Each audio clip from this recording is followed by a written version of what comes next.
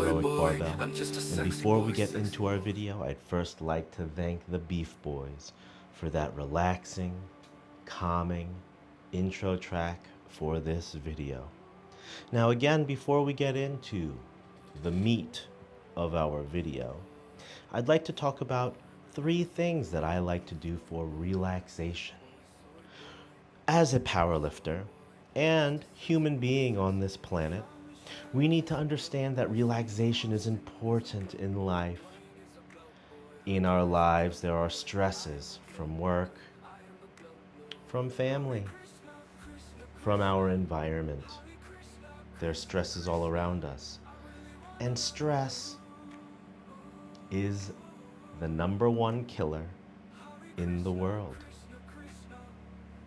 So, I have 3 methods on how I like to reduce stress, and I'd like to share them with you guys today. Is that all right? All right. The thing that I like to do first for relaxation is, of course, sleep. But as a human living in today's modern society, working in this concrete jungle, sleep is not always easy to come by. I would like to recommend that you boys and girls put blackout curtains in your room to make sure that your room is as dark as possible, allowing you to get the best sleep possible. Number 2, maybe find some way to purchase melatonin of some sort. In Korea, I believe they started selling plant-based melatonin, which could work for you. So that's tip number 1, is get to bed and sleep. For us big boys, that's how we build our muscles, is when we sleep. Number 2, every once in a while, I like to go get a massage. Massages are quite relaxing. Now, when you first start getting a massage, it might be painful because those masseuses or masseuses are really trying to dig into your body and promote good blood flow to your muscles. And for us big boys, we got big muscles. The bigger the muscle, the more the hurt. But I've been getting massages now for many moons. And for me, now they're very relaxing. Oftentimes I fall asleep while getting them. I like going to the foot shop. I've been going to the foot shop for many years now. Their prices are reasonable and their service is hit or miss. Depends on who you get. But you can request the masseuse who masseused you prior if you liked their masseuse. You get it? The last tip I have for you, no, that's not the last one, I have 2 more. The next tip I have for you guys is Epsom salt baths. Now, for those of you who are lucky enough to have a bathtub in your house, I recommend doing an Epsom salt bath after heavy training. I've found that Epsom salt baths, right? You get in that hot water with the salt in it, it's very relaxing. Especially if you do it before you sleep. It's gonna help you sleep better. There are times when I've been sick, right? And I think to myself, all right, well, if my body's already in fever, let's jack that temperature up even higher. Get all the bad juju vibes out of my body. Kill all the viruses and the bacteria. I'm not a doctor, let me say that. So don't do that if you don't want to. But if you want to do it, you can try it. It's up to you. The last tip I have for relaxation, recovery, is go for a walk. Go for a walk, you know?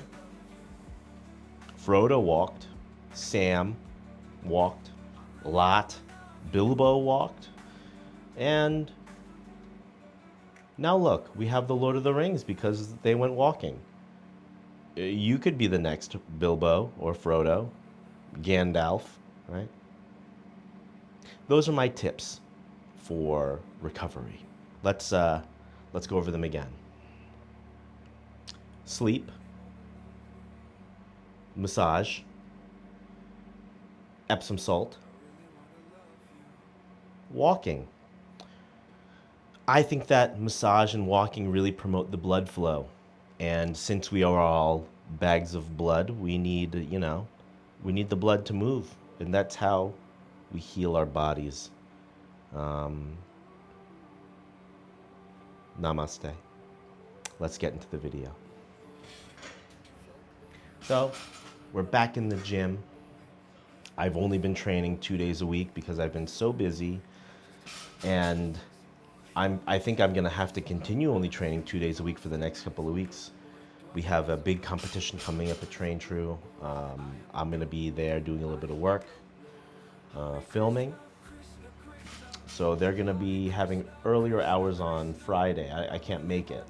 So I think I'm just gonna do a Monday and a Thursday and then call it quits there. Last week I failed 260. Couldn't even bring it up. So I wanted a little bit of revenge on the weight. Redemption's the word I'm looking for. So here's my last warm up of 245. And then we launched into 265. It moved well, but I could feel my fingers slipping at the top. Here's why I think it's important to train at a powerlifting gym.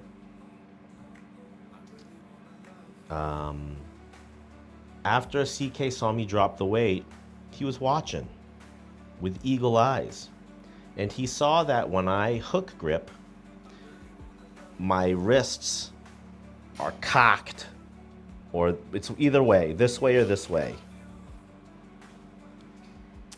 And so the bar rolls out of my hand as soon as I engage the pull, which makes me drop the bar.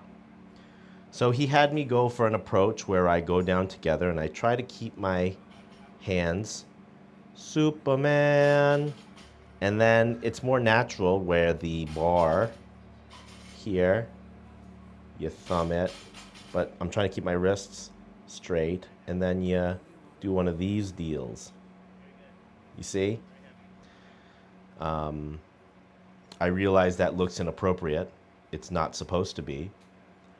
But that's how he told me how to do it.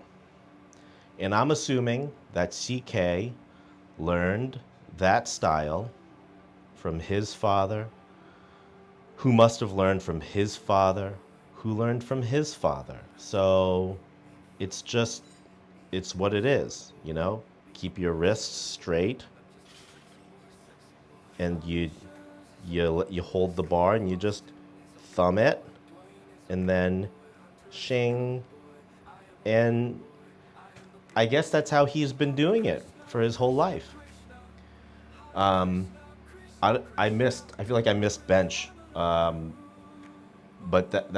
I benched. Don't remember what it was. Here's a squat. And this day was good because I wanted redemption from the previous time I trained. Things are going well.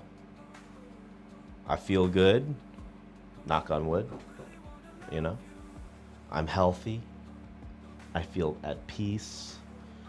My sister told me that I sound angry in the videos.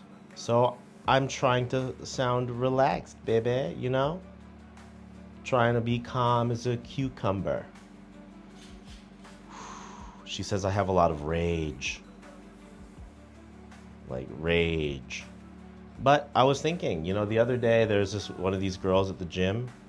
She gets angry sometimes, and so I always think, wow, this girl has lots of rage in her. And then yesterday, I was like, you have a lot of rage, and she's like, 'cause I'm mad. And I was like, whoa.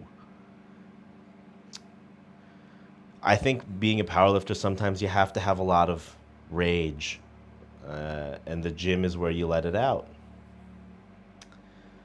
Anyways, that's it for this video, guys. I just like to say peace be with you, and have a wonderful day. I'll see you guys next time. Bye-bye.